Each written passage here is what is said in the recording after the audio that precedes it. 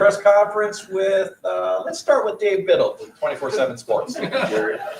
Mix it up. Playing at Wrigley Field, just your thoughts on that. It's very unique. What are you excited about? What maybe are you concerned about, if anything, with how close the wall is to the end zone on one side? Just your thoughts on playing at Wrigley. Well, first off, it's got great tradition. Growing up and going to Fenway Park and being around baseball and seeing some of the great games played in that stadium. And then as I got older, I had an opportunity to go see the Cubs play in Wrigley, and just the surrounding area, the restaurants that are in the area. It's just got a great vibe there right in that neighborhood, and it's a very unique place with unbelievable history. And so it's a great opportunity for us. I'm also excited for Buckeye Nation to get to the game and the fans to be there as well and experience that and to get an idea what kind of presence we'll have at the game. I've been a part of teams that have played at Yankee Stadium and then over in San Francisco where the Giants play, and it is different. It's a different feel, but it's a great opportunity for our team, and ultimately there'll be 100 yards of football field and there'll be stands, on both sides, and we'll compete. So, we're excited about it, and we'll be practicing on the turf this week or on the grass this week to simulate what it'll be like there. Far left, Joe Nugent, WCMH. With Trey averaging an extra yard per carry on the ground through 9 games compared to last year, have you seen him look a little different at all this year? I think he's running very well. I think he's running with power. I think he's playing well without the football. He's shown that he can do damage around the edge. He can do damage up the middle, great in pass protection, So I think he's playing at a high level, and I think that he and Quinchon are a big part of or a great example of what it means to be unselfish. And that's a big part of our run here in November and at the end of the season, not worrying about touches, not worrying about carries, not worrying about those types of things, just knowing that, the number one goal is to win. And usually when you have that attitude, you find a way to win. And I think that both of those guys have been very unselfish this year, and they're both playing very well. Over to the right, Don Sperry, WBNS. Coach, obviously you talked last week with November coming in and everything. Just your mindset now, happy with what you saw Saturday, and how important is it to keep it going with 3 games to go, and obviously big goals that are going to be coming? Yeah, well, first off, what we've done leading up to this point really has nothing to do with what's going on moving forward. It's all about what we do moving forward. But coming out of last week, I felt like, we showed some consistency, which is important. When you think about consistency, people say, well, a team flashes or a player flashes. That means they've shown that they can do it. Consistency means you're doing it over and over again. It becomes who you are. And we won the turnover battle, won the rushing yards, won the explosive plays. When you do that, you give yourself a chance to win by the margin we won on Saturday. So we got to keep building. We got to stay consistent. The players, the coaches got to continue to bring energy. This time of year, you got to be at your best. And there's a lot that comes with that. And every day you got to bring it. You got to continue to upgrade. You got to, find out ways to continue to build on what you have and find new wrinkles along the way, but allow the players to play really fast, and the leaders got to lead. And so all those things, lead you to, where we are right now. And, it's November. We want to be undefeated in November. And, I think our guys know exactly where we are in this right now. So we need a good week of work here ahead to Northwestern. Dave Holmes, WSYX. Ryan, I know you don't pick when you play. I'm well aware of that, but there's been some fan backlash. People think too many noon games in a row. This one technically is going to be an 11 a.m. local out there. How many noons or too many noons? Do you guys care? What's your thought on time of day and all these noon games? Well, listen, I got to deal with a lot of fan backlash for other things other than the times of games. So I'm going to leave that for other people to deal with. I got other things I got to deal with. Whatever they tell us to play, we're going to play. It doesn't matter where it is. It could be in a baseball field. It could be 11 a.m., could be at night, whatever it is. We're going to put the football down and go play, and I'll worry about the team. Dylan Davis, Delaware Gazette. Just to build off that, just out of curiosity, what do noon games do in terms of recruiting on game day that makes it more difficult than maybe otherwise if you had a 3:30 night game opportunity? Is there a big change in what you're able to do or how many guys you're able to get? One thing the time of game sometimes can affect just who comes into the, who's able to make it from out of state, a little bit further away. That's about it. And it's just the one thing that we've done, we know that we have these noon games here in the back half of the season. So we've just been really working hard on getting guys to bed early at night and then waking them up early in the morning just to kind of get their biorhythms in order. They've done a good job of that. So that's about it. Other than that, we're playing football. Yeah, real quick, I talked to him on Saturday after the game. We talked about his willingness, like a mindset, a servant mindset that he has in everything in his life. It's allowed him to take the next step as a blocker and really kind of, find his place on this team. What have you seen from G in his transition just throughout his time here? Everybody has their own journey, and I'm not sure that G, ever could have conjured up the journey that he's had since he's been here. I won't get into it, but he's had loss in his life. He's had success. He's had changes in his life, and he's gone on a journey, and, it's found him where he is right now. And he's having an impact on the field. He's having an impact off the field. And I'm proud of who he's become as a young man. And that's a big part of this job is, helping young men find their way on their path. And he's done that. And great to see him play well, great out of champion this past week and get a touchdown catch. We're going to need him. Going to need him this week. Going to need him moving forward. So, older veteran guys that have been through different things help you because of their experience on the field, but they also just help you emotionally just work through the season, some of the challenges that come because everybody has challenges. And he's been through his. And so great to see where he is right now and take some things in his life and turn them into real positives. Right behind him, Andrew Gillis, Cleveland.com. Ryan, what did you see from Carson on Saturday? How did he grade out in the second game? He was solid. I felt like, he's taken the next step at guard, playing against a front where it was a lot of, we call bear front, which is, really 5 down. There's a lot of one-on-one blocks there. So you got to sustain your block a little bit longer. But overall, I felt like he was solid. I felt like he took the next step, in the progression of playing guard as a starter. And, we'll have another week of work here, but, he came out of it healthy, which is good because he did have that one moment where he's kind of got a little scary there, but he's fine now. And so another week of work, another week of experience at playing guard will go a long way. It would be really beneficial for him to have learned behind Luke Wickler, but with Seth, you said, he's learned a lot from him. What specific lessons has he taken from him? I think there's a lot you can learn there about not just the position and the technical parts of playing the game, but also just the preparation, the practice habits, how to handle certain situations, being resilient, persevering through, good times, bad times, working through issues. When you're with the offensive line, sometimes you're going to get into a game and see things that maybe hadn't shown up, in practice or the week before. And so navigating through all that is part of it as well. And with confidence and not losing your aggressiveness. So, there's a lot there, obviously with the technical parts of the game, but also just emotionally understanding how to attack it. Tony Girdman, Buckeye Huddle. Ryan, Maurice Clarett's been around the program a bit now. What is he doing for you, for the team, for players, and what was the thought process in bringing him back? I have a lot of respect for Maurice and, where he's come in his life. And this is somebody to me who, has helped out other programs. He's done a great job with UConn basketball. And he's a guy that I like having around our players. I like talking to him. I love his mindset. He brings a toughness, a seriousness that, and a credibility with our players that I think gives us an edge. And I like having him around our program. I got a lot of respect for the things that he's been through and overcome and the success he's having in his life now. And again, I think he's an asset to our program. And so, he comes, once a week, he'll come around and watch some practice and then come to the games. And I think our guys have really, latched on to him. Separate from that, you do a lot of studies. Have you done any studies about the slip rate on the turf in Ohio Stadium compared to nationally? Is that something you guys have looked into at all? So we've looked into a lot of things, and one of the things that we wanted to do was we wanted the field out here on the practice fields to be the same exact style that's in the stadium.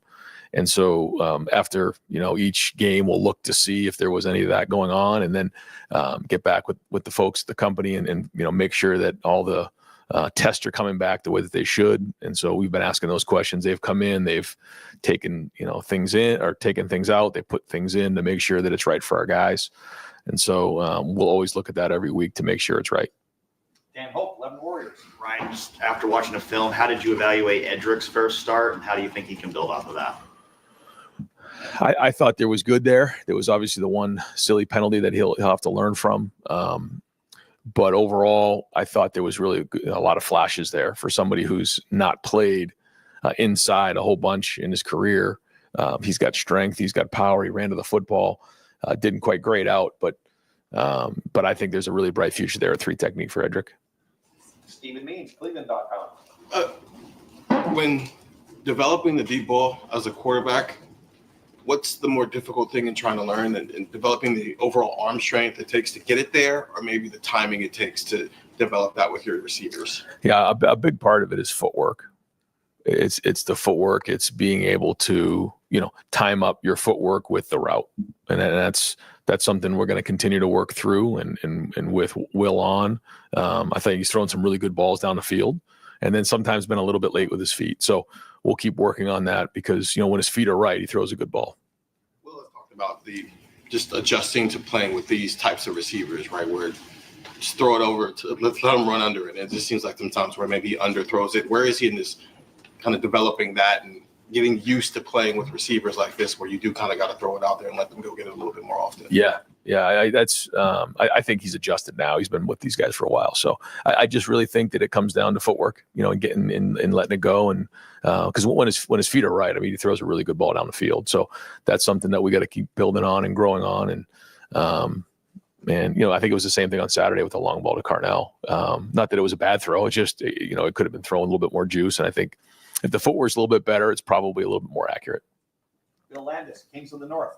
Ryan, you've talked a lot about making sure you have change-ups throughout the season. Is that any more of a premium in a year where you might play the volume of games you could play this year? Is that any more on your mind? Because, you play a team in late December, the book they might have on you could be a little more expensive. You want to make sure you're kind of peppering in more of those change-ups throughout the year. I think it's something we talk about a lot, where you can get yourself to a point where you do too much and then you start to lose your identity, or you can do too much of the same thing and get caught. So there is a fine line there and a balance. And, like you said, based on how many games you end up playing, I think you have to figure that into the equation of what you're doing. And, making sure you put the right people in the right spots, making sure you're doing what your identity is. But then, like you said, having enough change up so that, you're keeping people off balance. And, but I think it could go both ways. You can get that too much down the road and then you lose your identity halfway through the season. I've seen that, or 3/4 of the way through the season. So it's something we're keeping a close eye on. You think this staff generally has done a pretty good job with finding that balance throughout the season? I do. Yeah, I do. And then I think, we've got a good balance right now, but time will tell. And so we'll keep swinging at it and making sure that we're doing everything we can and learn from, things that we've done well in the past and things we got to do better. Andy Backstrom, Letterman Row. You're 9 games in. How comfortable are you with the backup quarterback situation right now? What prompted the change from Devin and Julian on that third as well? Yeah, we want to get those guys as many reps as we can. We'd like to get both of those guys reps. And, in that moment, I felt like it was a third down. I wanted to give Julian that opportunity to go ahead and take a third down. And I thought he used it as an opportunity to scramble and make a play, and then didn't quite keep the thing moving. We wanted to throw the ball a little bit with Julian to see how he did, because hasn't really done that a bunch in games. Just missed one, and he and Brandon didn't connect. Would like to see him get a first down there. But I think, that was a great opportunity for him. I'd love to continue to be able to do that. But as time goes on, you get less and less opportunities. We got to make sure we're winning games. So, he and Devin are both working hard every day in practice, getting, Devin right now is our backup, but Julian's, pushing hard. And so we'll keep evaluating it every week and see where those guys are at. Pat Murphy, 24/7 Sports. Ryan, we saw more of Quinshaw and Travion on the field together. What went into kind of building that package beyond some of the short yardage stuff you've done? And then also Travion's catch. We've seen him catch balls, maybe not in that fashion before. Just kind of expanding the offense a little bit there. Yeah. I think that's kind of what we're talking about. And Travion really has worked hard on his receiving skills. He spends a bunch of time on the jugs, running routes. He had spent a bunch of time running that route over the years. We never really got to it in the game, so we were kind of laughing that at some point we had to run that route because we had worked on it for like a couple of years and it just never came up. And the look was right, and I thought he really executed it well. A little slant and go on a linebacker, which we felt like was a mismatch for us. So well done there. But yeah, I mean, when you have guys that are playing well without the football in their hands like they are, and they can do multiple things, not just carry the ball, it gives you more versatility to expand those packages. Stefan Kreisnick, Cleveland.com. Talked about this a little bit on your radio show last week, but could you take us through the backstory of the bricks tradition you guys do after practice, and kind of how that started and why that became a thing this year? Well, I think when you start the season with, so much talk about expectations and a bunch of guys that come back for a certain reason, I think it's easy to start focusing on like down the road, kind of where we are now. And in order to, make sure the guys understand that the work that we're putting in August and September as we're building up the season and building up our foundation, all those days mattered, and that we had to continually work on that because, how do you know how your foundation is? You go through a storm and you find out what's left when, you wake up the next morning. Well, it's the same thing. We knew that we're going to be storms along the way, and there's going to be big games along the way. And all those days and those bricks that we put in the foundation are going to be what matters the most. And ultimately it comes down to our foundation against the opponent and all the work that we've put up into that moment. You don't just show up and think you're going to play in a game. You got to put all the work in and build a foundation up to that point of the fundamentals and the reps and all those things. So after each practice, we hand somebody a brick, they go over, they put it, in the foundation. But we also take pride in it. You got to make sure that it's real tight in there, because you can't just put a brick in the foundation. If someone's just lazily putting a foundation in, when a storm hits, it's going to fall apart. Well, it's the same thing with the team. If you put a lazy day in, or you're not really having a lot of detail in your work and you just kind of let a get away because you're going through the motions, it's going to catch us down the road. So it's a little bit of a, metaphor to making sure that we show up every day and put the work in. That's something the coaches came up with, or players? Yeah. Something that, in preseason camp that, I kind of shared with the leadership committee, and they really embraced it. Cameron T. Robinson, The Athletic. Ryan, I know Jordan Hancock was a big part of what you guys did defensively last year with his versatility, but it seems like he's added even more this year. How much progress have you seen with him adding different things to his toolbox, and how impactful is that for you guys and for him down the line? Well, he's allowed us an opportunity to be more versatile and also build depth in the secondary, because he's been able to play multiple positions. And having the 3 safety system does give us some opportunity to move guys around to play multiple positions. But that doesn't necessarily mean you can just do that. Jordan has shown that he can do that. And, the more versatility that he can bring, the more versatile our defense can be, and the more options that our guys have back there. So, I've been impressed with the fact that he's been able to make that transition pretty smoothly. And I think his skill set, lends well to, building value to him as a player down the road too, being able to play nickel, being able to play safety. Certainly helping our team right now. When you guys talked about this, the word you used, re-engineering of the defense, you talked about putting your best players in the right positions to make plays. How impactful was Jordan when you guys were thinking about how you want the secondary, how you want this to look going forward? That was a part of it. Yeah, that was part of it. There's a lot of conversation that comes with that, but him having versatility is a part of that. It does allow us to do some things that maybe we weren't able to before. But then again, you go back last week and he's back at nickel and doing a great job there. So, that is a part of it though. We want to make sure that our most impactful players are in the right spots, in the most important times. Spencer Holbrook, Letterman Row. You guys ran I think with the jack or a hybrid guy for 4 was there with Mitchell. Purdue had some success against it, but how do you balance seeing that teams had a little bit of success against that changeup with also understanding that putting it on film and learning from it is actually positive in the long run? Yeah, well, when Tyleek was in question early in the week, we felt like it was something that was an option for us to go to, where you take one of the tackles out of the game and put the jack in the game, Mitchell or CJ.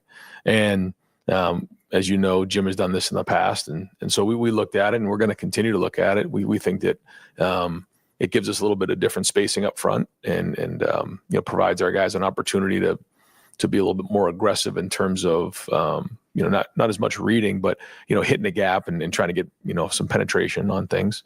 But we'll see how it fits moving forward. There were some things that we did that were good, but some other things that we got to execute better. But it was the first time we kind of put it out there, and so we'll look to build on it from here and see where it goes. Adam King, WBMS. When you look at, I know Heisman doesn't matter to you guys in the building, but it's obviously a trophy that you can add and helps in recruiting. Do you feel that your players are getting enough Heisman hype? I mean, there's a lot of talent around the program, and there's nobody really in the top 6, top 8 conversation for the number 2 team. Well, when I think about the Heisman, I think about the most outstanding player in college football, and I think sometimes it can come down to statistics, which I think is unfortunate. But that is what it is, and I know that our team, we've had Heisman finalists before. This team's worried about winning, and that's really the only thing they're worried about right now. Austin Ward, the podcast. And when you think about the number of players that played on Saturday against Purdue and some of the experimentation with the scheme, we spent all year talking about the length of the season and building depth. And Bill asked about scheme, are you more willing to do that earlier in games than you have been previously in your tenure? Yeah, I think so.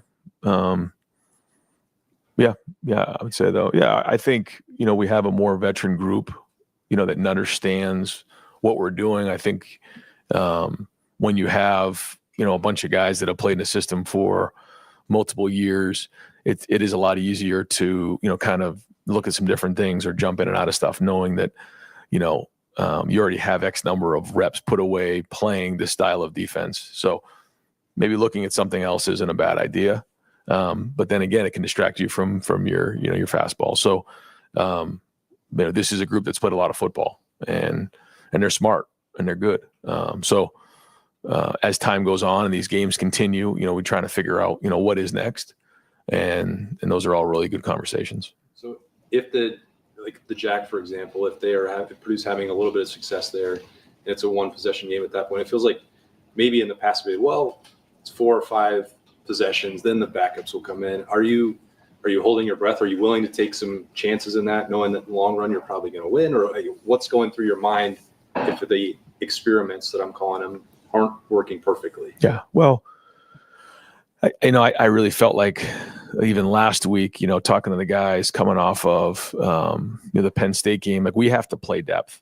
We got to get them in the game early, and we got to play them. And so, if there are ways to do that by calling a grouping in the game, whether it's an offensive grouping, whether it's a defensive grouping, and just saying, all right, in the third series we're going in the game, the decision's already been made.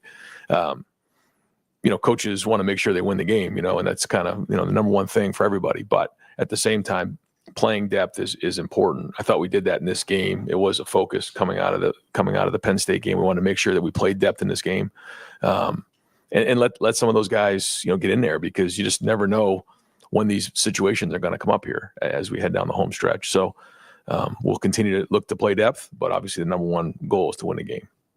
Joey Kaufman, Columbus Dispatch. Ryan, your pace on offense this year is slower, just plays permanent and stuff like that. Is that a product of the rules change? Is slowing that give you sort of an advantage? What do you think is maybe contribute to that? Yeah, I mean, our offensive plays are significantly lower this year. There's no question about that. I think we're right around maybe 65 or maybe 64. And just when you think of years past, maybe not in the last year, but I mean, we're definitely less, or down on number of plays, which isn't always easy for the guys who want touches. And so that's another part of the conversation about guys being unselfish. The number one goal is to win the game. We feel like huddling allows, an opportunity, we don't have to worry about the signals or anything like that, which completely takes that part out of the game, which has become a big part of college football up until this year and continues to be. So that's one thing that, we just said, we're going to have the ability to do that. There's other times you've seen us go a little bit faster where we can go into a no huddle situation. And when that's appropriate, we'll do that as well. And so I think there's a give and take on all of that. How many plays you're trying to get during the season plays into the conversation, but then also schematically, and how you operate. What does it require you to do by having fewer plays? Like, do you have to be more efficient or Oh, yeah. situational? Or Absolutely. Yeah. I mean, when it becomes more like the NFL in that situational football becomes critical. You have to be, very, very efficient. But it also allows you to control the game and, allows you to, really help the defense with the number of plays they're on the field and keep a defense that's much fresher. So all those things come into play. I mean, you think about the way that the Penn State game played a couple of weeks ago. You start with the ball back. We had the one long drive, field goal, and then they have their long drive, and then we have the ball back with 5 and change left, and that was it. That was the fourth quarter. We've been in fourth quarters before where there's probably been 6 or 7 possessions. It's just a different style of game. But when you can run the ball and control the ground game, then you can control the game. And right now we feel like we're able to do that, and we're also helping the defense.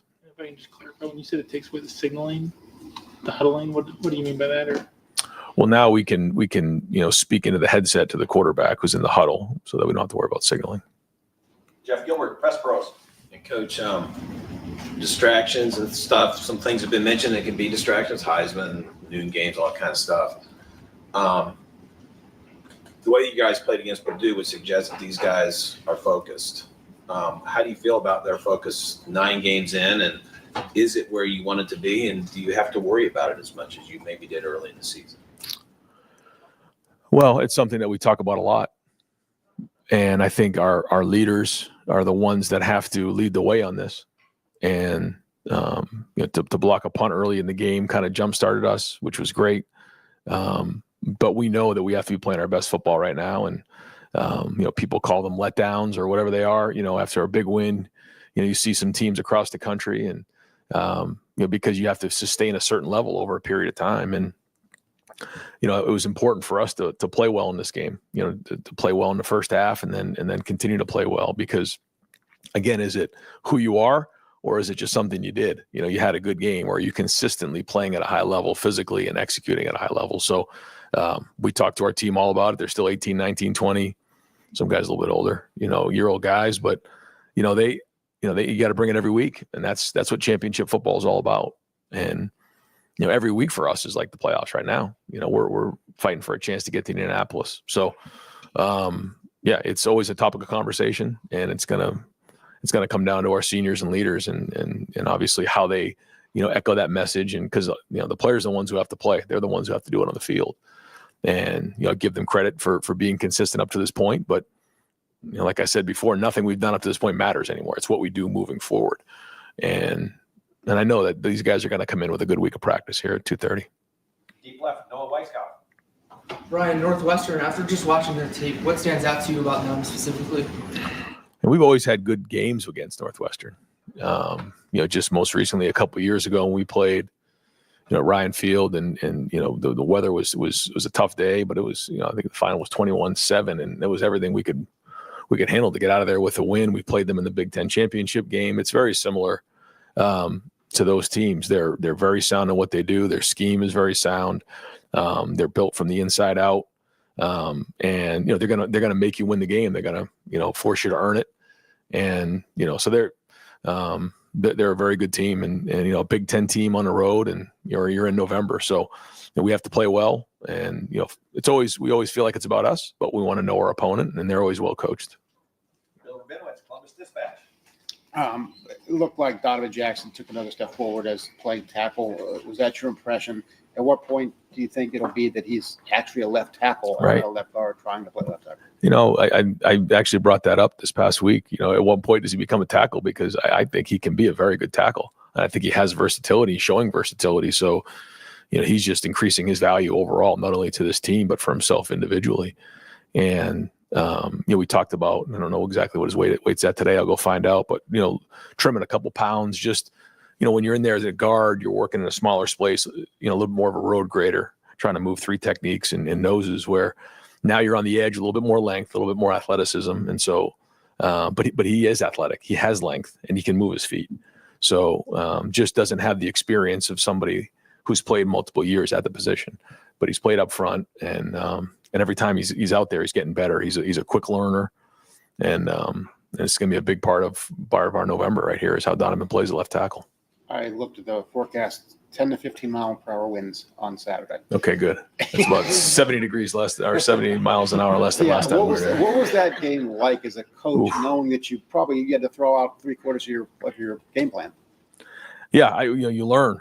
You learn to always have, the ability to go Wildcat. You better have that in November and it might have been October, but in the Big Ten, because we came out for pregame warmups and the punter kicked it. The ball went straight in the air and landed on our side of the line of scrimmage. And I had to grab the ref and say, "What did that happen in the game?" Because I didn't even know the rule on that. And so what ended up happening was when the wind was in our face, and Northwestern did the same thing. They were trying to eat up the clock and huddle, and then when the ball was behind us, we were trying to go no huddle so that we could punt the ball and throw the ball with the wind behind us. But even when the wind was behind us that day, it was a challenge. So CJ did a great job pulling 2 big runs for us, and that's kind of what bailed us out. And but that was a nightmare of a day for sure. I think it's good to go. Tyler, we're ready to go. Final questions, Tim May, Letterman Row. Yeah, just 2 quickies. Thanks, Jared. Number one, will y'all go to Wrigley Field on Friday afternoon? I mean, it's a baseball park's totally different from a football stadium. I know you know that stuff, but sight lines and stuff. Is that important to you to maybe get the team there? We usually don't, but we are going to because it is unique.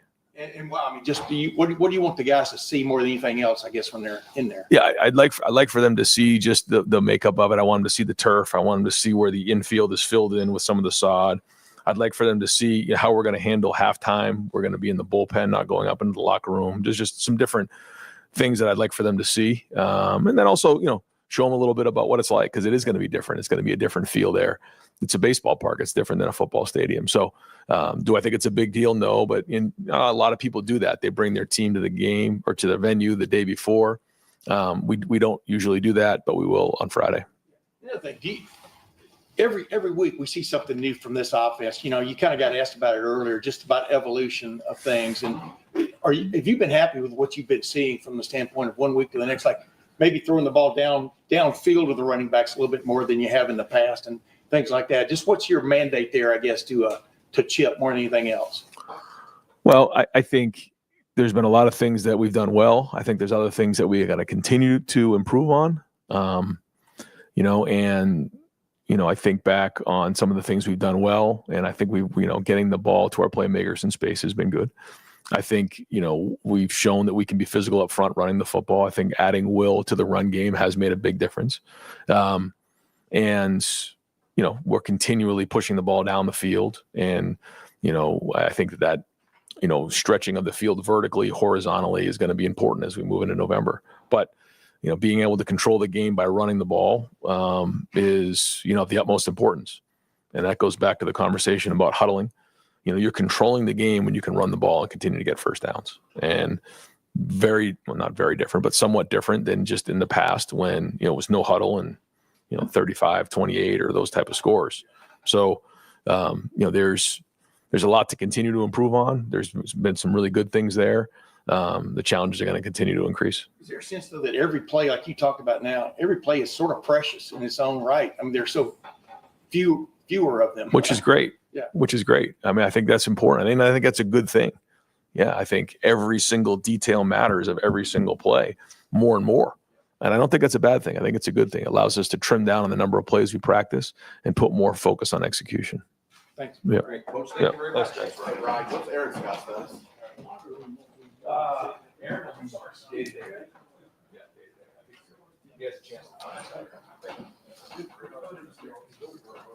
Hey, folks, I want to jump back into that discussion, and because I didn't make this point.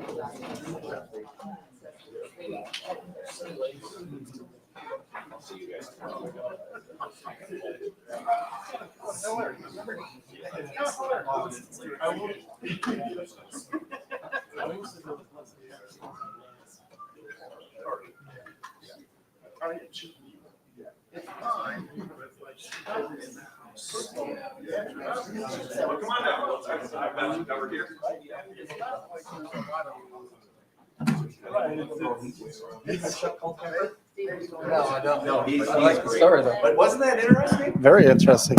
Thank All you. right, folks, thanks again for being here. We'll open up the floor for Kelly. Bill Rabinowitz, Columbus Dispatch. It just looks like Travion is running really, really hard, really effectively, and doing the other stuff, walking and all that stuff. That's his first year here, so I don't know if you would know the difference. But how impressive has he been? What does a guy like that give you? Well, he's an extremely versatile back that can play all three downs for you. So, he has the ability to run the ball up inside the tackles because of his physicality, but he has speed, long speed, where you can use him on perimeter runs. And he's really a weapon in the passing game. You saw us use him a little bit more in the passing game, and we're starting to get a better understanding of what he can do and how he can help us. It's a long season, so we haven't really had to put a ton on both him and Q's plates just because we probably have played right at the halfway point right now of the season. So the fact that those guys have contributed the way they have, they really kind of feed off each other. But I think he's a complete running back and add to that his ability on third down and pass pro pickup, which I think he's been outstanding at. I don't know if there's a better run blocking or pass blocking back in the country than Trey right now. So he gives you everything that you want in a running back. Stephen Means, Cleveland.com. Ryan was talking about a lot of deep ball is footwork.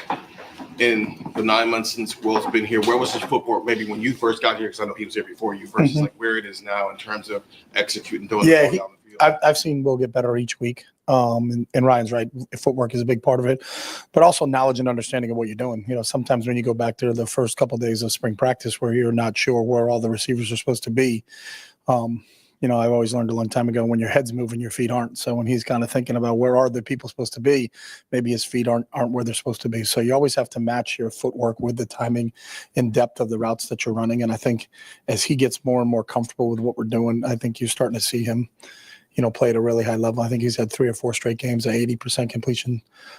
He's doing a really good job in that, but there's still improvement, and he knows that. So I think if, we finally can get it all together, it's going to be really impressive with what Will can do. Whether it was the Cardinal one this past week or there's been some with Jeremiah or the Cardinal one against Pitt State, was that more of a footwork issue or a timing? No, I think the one with Cardinal was a blown coverage. You came out and he did a great job. It was covered was too deep. You're not going to get a deep ball versus too deep. And all of a sudden the DB for some reason started running forward. So I think it kind of surprised him. When you look at the initial pre-snap, it surprised him. It surprised me. You're not going to be able to make that throw, and you shouldn't be looking for that throw in that coverage. But all of a sudden the DB for some reason didn't take 1 step. He took like 5 steps towards the line of scrimmage on a pass play. So I think that kind of surprised him more than anything. Tony German, Buckeye Huddle. More on Will. Jerry told me yesterday that he's the first Ohio State quarterback in however long to have 5 games completing 80% of his passes. He's a 60% career passer before he got here. The scheme and talent around him can change that. But did you see when you saw him a 70%? Yeah, actually, Will said if he gets to play at noon, he can complete 80% of his passes. So I think the controversy's over. So you get a noon kickoff, he'll complete 80. So I think we can all, I know a lot of people have problems with what we're doing, but if it means the quarterback can complete 80% of his passes, we'll take it. So. But did you see that when you watched him before you got to know him here? Did you see a 74% passer that he is now? No, I just watched highlights of Will when I got, he was already here, so I wasn't recruiting him. It was just, I got everybody that was on offense. They put together a hit tape for everybody at every position. I got a chance to kind of buzz that, and then, a week later we were on the field. So, but I think with everything, his knowledge of the game continues to expand, and the more he understands and has a real good feel for what we're doing. Will has a lot of input in terms of what we do game plan wise. What do you like? What don't you like? What do you feel comfortable with? And as we get to know Will better and he gets to know us better, I think you're starting to see that kind of really mesh together. So accuracy surprised you? No, because I've seen it in practice. You know, and the other thing that Will can do, he does two things really well. Number one, he can see because he's so big. He stands in the pocket really, really well, and he's tough. You know, and I think that's such an underrated quality for any quarterback. You know, the ability to stand in the pocket while people are literally trying to take your head off. You know, and not worry about the rush, but always keep your eyes focused downfield, looking for receivers trying to get open at certain times, or if it's an off-schedule play, trying to keep off-schedule plays alive. But I think that's part of Will's nature. That I think his toughness is an ability to see the whole field while he's in the pocket are two big things in terms of his accuracy. Far right, Don Terry, WBNS. Coach, this is kind of uncharted waters with the new playoff system and everything. From an offensive standpoint, how much of the offense is in? And are you holding things back because there's some huge, I mean, how do you manage all of that? Yeah, I don't think we hold anything back. I think our offense is always game plan specific in terms of who we're playing and how do we attack what they do.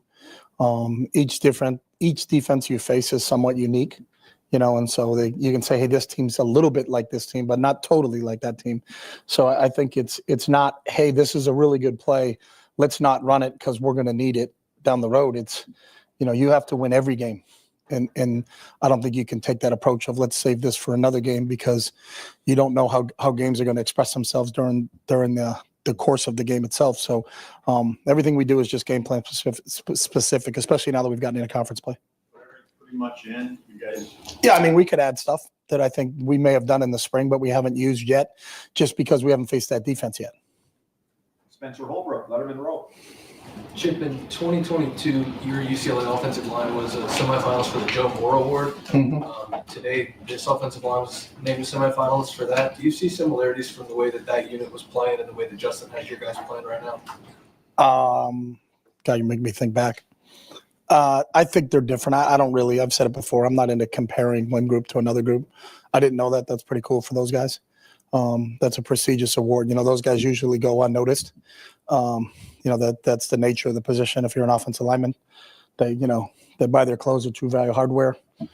They don't really get a lot of attention. They're not the guys that are out in the limelight like some of these other guys, but they work their tails off. You know, I think that's the gist of any team that's going to be a really good football team has to be strong on both lines. And the fact that they've been recognized for that, that's something that's pretty cool. But now we got to live up to that standard every day. So. You guys don't put a lot of stock into those awards as coaches, but to see the way that those guys have responded since losing Josh as the play caller and the leader of the offense, how have you evaluated that? What do you think of the unit, the way that it's playing without Josh? I've been really impressed, and I think really Donnie and Seth have really stepped up in that leadership part. You know, and I think the two of those guys have really kind of led from the front. Two tough, hard-nosed physical players. Obviously, Donnie being selfish and moving from left guard to left tackle was a really big deal for us. And he continues to work at his craft every day because, you know, I think everybody just thinks O-line, but all five of those positions are really different. And it's not easy to go from one position to another position. And the fact that Donnie's done that has been great. And I think Seth really, because he calls all of our identifications and directs what our blocking schemes will be, you know, has really kind of fell into that leadership role for us. And I think our guys are rallying behind those two. All right, Dave Holmes, WSYX. Ryan talked a little bit about his upbringing at Fenway Park and historic baseball venues. Want to get your thoughts on playing a game at Wrigley? Yeah, I think it's cool. You know, I've seen just highlights of a football game in there, and I've been to a game at Wrigley when I was out recruiting once. But the fact that you can play in settings like that is pretty cool, and I think it makes it unique. You know, obviously, they're refurbishing their stadium, so you know they got to either build the one that they did on campus or go to Wrigley. So the fact that we get to be the one team that plays in Wrigley, I think will be pretty cool, and I think our players will enjoy that.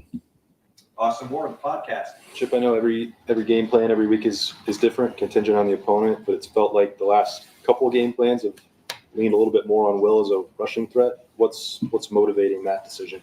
The defenses that the people deploy. You know, sometimes they always have an extra guy in the box, and if you run their quarterback, then that evens the numbers back out. It's as simple as that. You know, some teams don't do that, and other teams do that. So, you know, it's just sometimes when you get, especially when you get in a conference play, I think there's a lot of people in this league that know how to stop the run. So, you know, you got to be able to have a mobile quarterback, and it helps that Will has that mobility. Bill Landis, Kings of the North. Chip, do you ever iterate off of a play or change something up kind of just for the sake of doing it to break a tendency or put something different on film, or is it always opponent specific? No, it's always opponent specific, but you still self-scout yourself and what are we doing out of this formation and what is our run pass ratio, and even within that, out of this formation, all runs are this, and then that's always the fine line. Well, we should do something different. Well, what we're doing is working. Why would we do something different? So you kind of play that game and go back and forth with it. But we're constantly working on self-scout of ourselves and tendencies that we're trying to just understand. But some tendencies are good tendencies. You could be, hey, you're 90% run out of this formation. You're also 90% success out of this formation. So, do you not call that ever again because you think that they think that you think this? You can get into that real dilemma of just, it's still about executing and still about lining up and playing. So, but we do spend a lot of time on that. That's part of what our weekly game plan meetings are about. Is there any more emphasis on that in a college football season that can now be 17, 18 games where you want to make sure you're sprinkling in different things so that if you get to game 17 and a team has a pretty expansive book on you guys film wise that they can't, key in on something you've done all year? Like you want to make sure you have those change-ups in there. Yeah, there has to be some of those. But again, I think you can drive yourself crazy. When we put this on tape and they think that we can do this because they know that we can do that, they can't do that, then we do that, then I didn't make any sense what I just said, and that's what's going on in your head when you're starting to think about all that stuff too. So it's that process. I still think you have to, part of being really good at it is what are we good at? And how do we continue to be good at it so that everybody in the stadium doesn't know, hey, they're running the ball over the right side on this play because that's what they always do. I think you're still trying to mask some of those things, but you still have to play to your strengths. Cameron T. Robinson, The Athletic.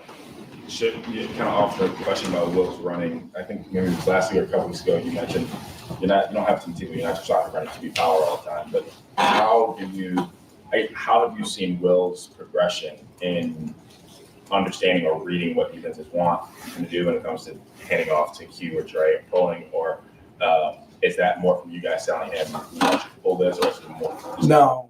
No, it's a good question. We don't tell him we want you to do this or want you to do that. It's totally, a lot of that stuff is, if it's a read play, he has to read it out and how he sees it. Just like we don't tell him where to throw. It's the play's called to the curl or the flat, but it depends. Does the defender defend the curl or defend the flat? Like you can't tell him before the play, throw the curl because I know the guy's going to chase the flat. Well, then he sits in the curl and you throw a pick and it's, coach told me to go there. We didn't. We told you to read this player. So it's the same thing with some of the read plays that we run. And I think he does a really good job. He was really well trained. I think Chris Kleiman does a great job, and Colin Klein did a great job at K-State. And so Will's got a really, really good understanding of our running game. It was more of just learning the terminology here as opposed to what it was like there. But I think he does a really, really good job of that. And when we put something in new, it may be new to this unit, but it's not new to Will. It's just, oh yeah, we ran this. And then we'll go back and actually look at K-State tape with him and, kind of pick his brain. How'd you read it? And how was it presented to you? And what's the best way for us to present it so that we can execute? Joey Kaufman, Columbus Dispatch. What do you see as the advantage from huddling more and just sort of playing at a slower pace of play on offense versus past couple of years? Your teams are able to run more plays per minute than you are now. Pace is a little slower. Just what's the advantage to that? Yeah, I think you can communicate better. So obviously the thing that's changed this season, and I think a lot of people have slowed down, is the ability for the quarterback to communicate with everybody before the play. Before it was just everything was driven by signals and everybody was looking to the sideline and then getting everybody on the same page. So there's some teams and sometimes when that's to your advantage. I think more people do it to us because they don't want the ball in our hands. So that I think the game has, we don't get as many possessions right now as we have in the past, just because I think both sides are doing it a little bit more. But I think the communication thing that you're allowed to talk to the quarterback up to 15 seconds on the play clock is one of the advantages of huddling. Teams are doing against you, but you guys have also done it. It seems like more. Does it give you an advantage to do the other team? Yeah, it gives us an advantage again from being able to communicate. So what Will can talk to the offensive line about, you know what I mean? Like normally you'd send a play in, but he couldn't give them like, hey, these guys are 85% twist and boundary corner on this play. So make sure that we're really high alert for that. So there's a lot more that goes on. It's not a two-way conversation because he can't talk back to you, but we have a style of speaking in that situation so that we can communicate some different things. Before it was, you just called the play and broke. Now you can give them a lot more information. You know what I mean? There may be a player who got injured the play before. Hey, there's a new left corner and it's number 15. We talked about him. We saw him on film. This is what he's susceptible to. Let's make sure we're attacking him when he's in, instead of you waited till you get to the sideline between series and go, hey, there's a new corner. And I didn't know he was in. But you can communicate that stuff now. Tim May, Letterman Row. Oh, thanks, Jerry. Following up on that a little bit, or just on offensive plays, do you ever have times in games where you have to say to yourself, I got to be disciplined here. I got to call some run plays. I know it sounds kind of stupid, but I mean, to have the balance when you look at this lineup and with Jeremiah and Emeka and Carnell, and, you could throw the ball 50 times a game and nobody would question that either. You understand what I'm saying? Does it take discipline to also stay with the run game? I think it takes discipline to know what the defense is trying to take away from you. So, for you to try to continue to throw it, if they're going to play high safeties and light boxes, you should be running it more than, and when people are loading up the box to take away your run and saying, hey, we're not going to let you run the ball in the situation, and you are still trying to run the ball in the situation. That's where I think the discipline is. So sometimes it's not consecutive plays in a row or series. It's just kind of, what are they like? Because you take, say you're playing Northwestern, you have 9-game breakdown on Northwestern. This is what they've done for their last 9 games. But as you go into the really first, second, third series of a game, is what we saw in the last 9 games actually happening in this game? And if it is, then we're pretty solid in terms of our game plan. If not, then you may have to morph a little bit towards run or a little bit towards pass based upon how they decided they were going to come out this week. Because they may have come out in the previous 9 weeks and done this, but in your game, they're doing it a little bit differently. So it's the ability to make those adjustments and kind of lean one way or the other. I think is the discipline part you're talking about, not just saying, well, we're just going to chuck it, but if they're playing really deep and you're still trying to throw it deep, then that's not smart either, I don't mean necessarily throw it deep every time, but yeah. Okay. And You just want us to throw it every time? Yeah. That's fine. My philosophy, when in doubt, air it out. But following up on what You're not a Woody Hayes guy then, huh? Yeah, no. Well, Come on. You can't go both ways. I grew up in Alabama, Texas. Okay. So you're not a Bear Bryant guy. Yeah, we'll talk about that later. Okay. When you walk into a place like Wrigley Field, you seem to have a feel for history and stuff. I mean, Gale Sayers ran there. Dick Butkus played there. Yeah. Most people don't. They think they all played in Soldier Field and stuff. Do you think about that kind of where you are? I will Friday because we're actually going to go to the stadium and get a chance to kind of look around and see what it looks like. But does that add to the? Oh yeah. To it too. It always does. I mean, I love wherever I've been, when you get a chance to go play in some of these iconic stadiums and players that you saw when you were growing up and play here. That's always a cool part about what we get to do. But yeah, it'll be fun. I think everybody's excited about playing this game in Wrigley. Great. Coach, thank you very much. All right. Thanks, guys.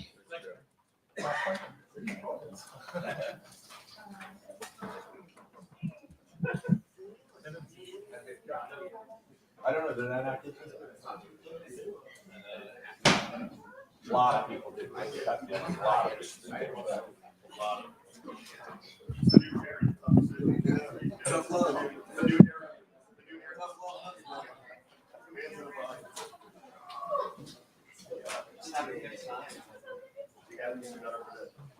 We do have Will coming. Mike, does he still have something to do after this? Okay. Do we need Will? Just get him on the field after the game.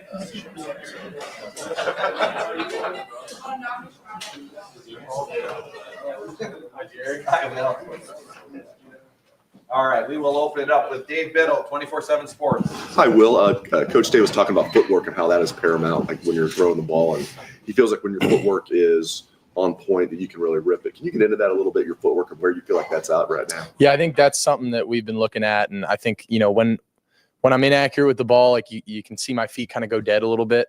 So we're just emphasizing this week of just keeping my feet alive, and whether that's changing up my drop a little bit on certain things, or just emphasizing keeping my feet alive in the pocket. You can kind of tell, like, sometimes when I take a 5-step drop, like my feet are just alive, and that's something we're looking at, and something I want to emphasize this week of just continuing to work on keeping my feet alive in the pocket and no matter what the play is, whether it's a play action or a deeper drop or a shorter drop, whatever it is, just keeping my feet alive, not letting them go dead and go flat. And that's kind of when I get a little inaccurate with the ball. Deep right, Adam King, WBNS. Show me your hands again, those who need some. I know that a Heisman is an individual award. I know that you guys are focused on stuff that is so much bigger, but there's a lot of talk out there about your stats compared to other guys that are maybe towards the top of the Heisman odds. Do you think that you should be in that conversation? Do you think other guys on this team should be in that conversation? Man, I try not to think about that stuff. And, I'm not worried about it. As long as we're winning football games and the Buckeyes are scoring points, I'm happy. I think all that stuff kind of takes care of itself. And if you focus too much on individual accolades, then a lot of things get cloudy, and I've always been a believer in, if you take care of the things that matter, then, the individual accolades and all that kind of stuff will come, and the more I focus on my teammates and being the best teammate I can be, being the best player I can be for my teammates, being the best leader I can be, then things like that may come into consideration, but I'm not worried about it, man. As my stats, as long as I'm playing good football, grading out a champion and taking care of the ball, that's all I'm worried about. Spencer Holbrook, Letterman Row. Kind of hard to follow it up with this, but the offensive line was named semifinals with Joe Morhord today. No. To see those guys get some recognition, but usually it's skill guys that are getting a lot of those. I think that's huge, and I think that speaks a lot to the work that those guys have put in. And they've caught some flack at times this year, and they've had to work through injuries and shuffle around a little bit. And but those guys have stuck together, man, and they've done an unbelievable job. And I'm so proud of them, and I'm really glad that they, I don't care about my own individual accolades, but I am really excited that they got that. I know it's only a preliminary semifinal thing, but the fact that they're getting recognized for the work that they're doing, especially as an O-line, they don't get a lot of praise and accolades. And, I feel like they only get really seen when they don't do their job. They don't really get the praise when they're doing a hell of a job out there. And I think they've been doing a great job, keeping me protected and getting the ball downhill and running the ball at guys. And I'm really happy for them. Cameron T. Robinson, The Athletic. Well, I think it might have been a couple weeks ago when you said that early on in your camp said you were taking time to get adjusted to the RPO, the read game. Was there much of a transition in the RPO and read game from Kansas State to here? And if so, when do you feel like you got comfortable enough where you can pull it and you just know those reads so well as you've been able to pull class? Yeah, it's not. I don't think there's really any one thing I can put my finger on. I got better at it, got a better feel for it, but it's a different system. There's different things that I'm looking at here. There's different ways that we're reading things. So I kind of had to relearn how we wanted to do them here.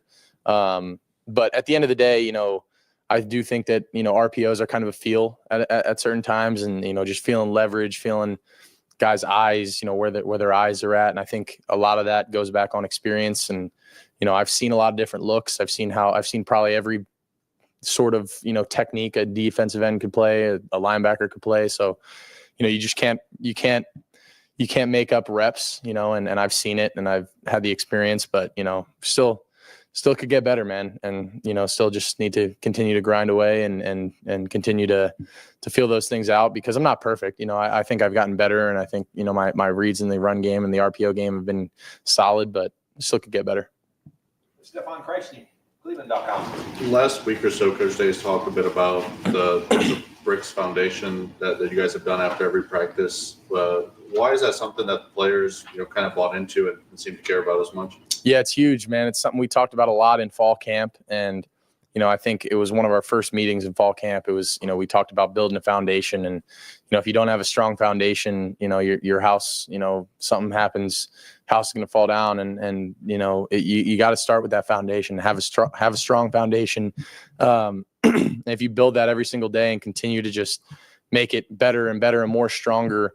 And, we've kind of emphasized that, like, every single day matters, and I think that's one of the things that, that I like the most about that, that brick thing that we're doing is that, we can visually see that every single day that we're putting in is building up this little brick tower that, we're building. And it's a visual representation of all that work, you're putting in, because when you're in the moment, you don't really see it. It's one of those things that, like, you could work out for, 6 months and you see results at the end of those 6 months, but like in the process of that, you don't really, you're not going to just go lift some weights and drop 30 pounds and, look great in one day. Like it's a process, and it kind of, I think just throughout the process of things, like it keeps us grounded and says, this is why we're doing it. And, you look back after a couple of weeks and it's like, man, that little brick sculpture is, it's turning into something here. And, it reminds us that every single day, the work that we're putting in doesn't go unnoticed. Andy Baxter, let him in a row.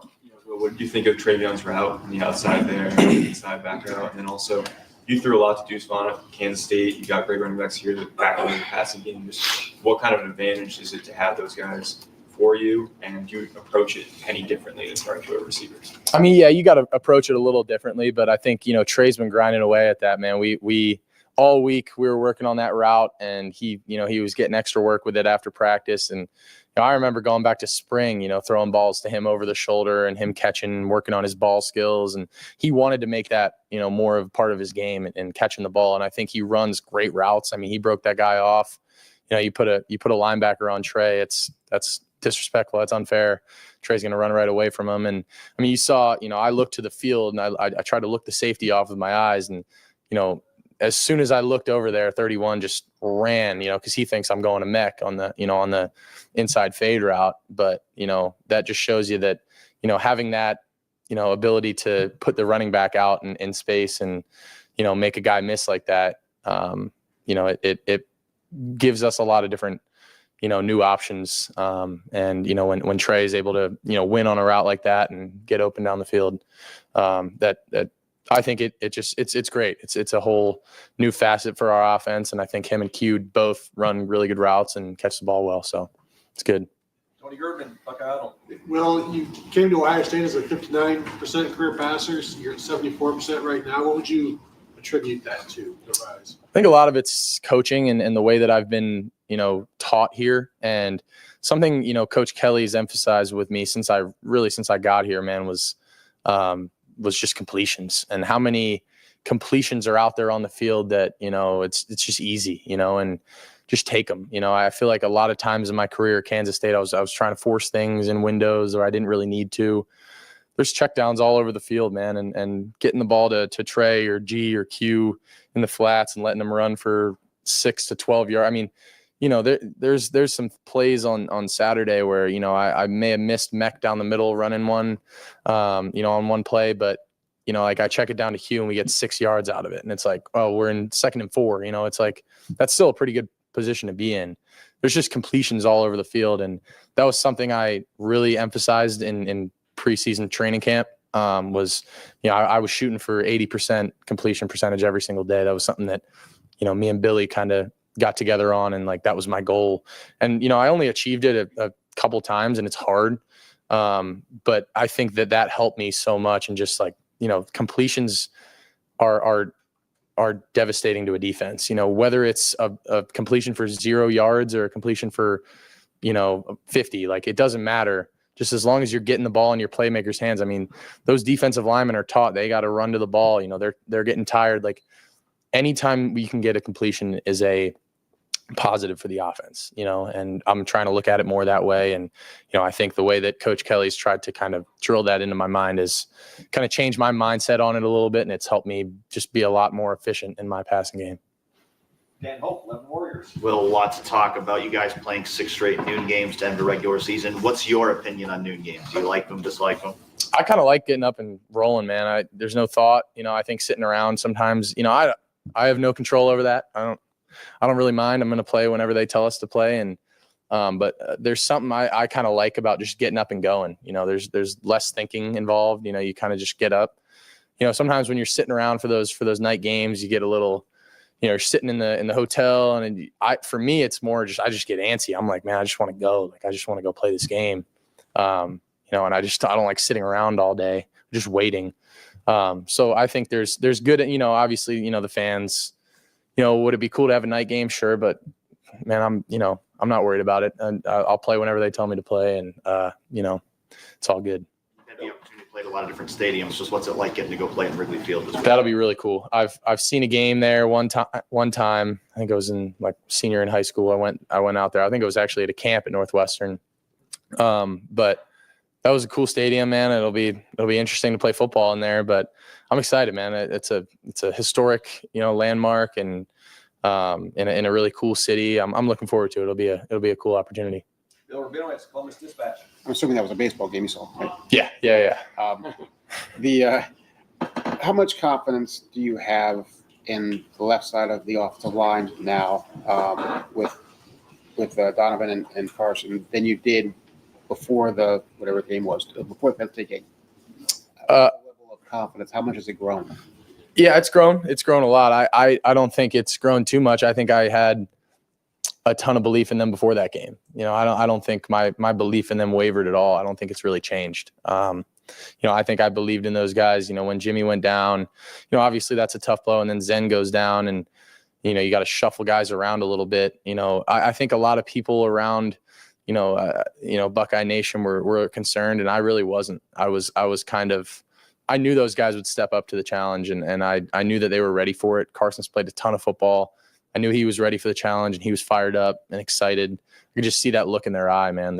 They knew that they were going to go take care of business. And, after the performances they've put up the last 2 weeks, I'm not surprised. I'm so proud of those guys with how they've, stepped into their new roles and done an amazing job, but I'm not surprised. And I think they have a lot more ahead of them, and I'm excited for them going forward. If I remember right, Donovan was one of the people you talked to before you came here. Is that right? Yeah. I think I talked to him. I think he told Coach Day that he was coming back like the first day I was here on my visit. So that was like one of the first things that I heard. I was like, oh, Donnie's coming back. Like that's big. So, yeah. And just what were your impressions of them then, and how have they grown since you've really gotten to know them? First time I talked to him, I was like, this guy's, stand-up guy. Reminded me a lot of my close friends at Kansas State. And, I was really tight with a lot of our O linemen. And I just, from the moment I started talking to him, I was like, this guy gets it. He's a smart kid. He's really grounded, just, and passionate and wants to be a Buckeye. He wanted to come back and be a part of this. And, that was something I was like, man, like this is different. This team is special. And, obviously he's a hell of a player, man. And he does great things on the field, but I think he's an even better guy off it. And final question, Stephen Means, Cleveland.com. On the footwork part of it, especially on the deep ball, how much did you maybe have to retrain and relearn some things when you first got here on some of that stuff, especially when executing deep throws? A little bit. No, I don't know. It's kind of hard to like put any gauge on that. That's not really something that, I really thought about a ton of. Throwing deep balls is throwing deep balls, and either, you hit them or you don't. I underthrew the one to Carnell this weekend. I think sometimes I just, try to get a little too cute with it and try and place it. But when I do hit them, it's like, I just let it rip, and I think that's the biggest thing for me is just not trying to place the ball and just letting these guys run under it. Cause we have unbelievable team speed out there. And, when I get my feet moving and I don't let them go dead.